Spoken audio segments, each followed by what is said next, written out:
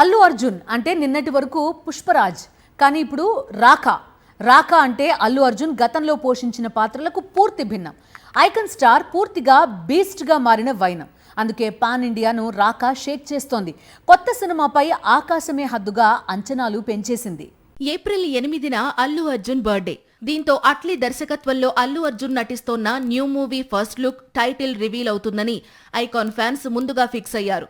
కానీ ఇలాంటి ఒక లుక్, ఇలాంటి ఒక టైటిల్ తో బన్నీ తన బర్త్డే రోజున సర్ప్రైజ్ చేస్తాడని ఎవరూ ఊహించలేదు. పుష్ప సిరీస్ తో తిరుగులేని మాస్ హీరోగా మారాడు అల్లు అర్జున్.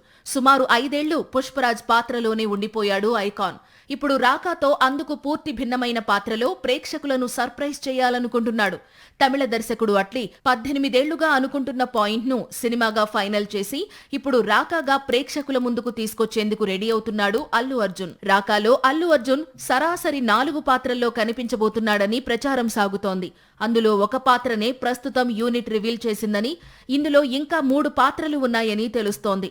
దాదాపు 1000 కోట్ల భారీ బడ్జెట్తో తెరకెక్కుతున్న రాకాను వచ్చే ఏడాది వేసవి కానుకగా 7 భాషల్లో భారీ ఎత్తున విడుదల చేసేందుకు సిద్ధమవుతోంది చిత్ర యూనిట్. దీపికా పదుకునే హీరోయిన్ గా నటిస్తోంది.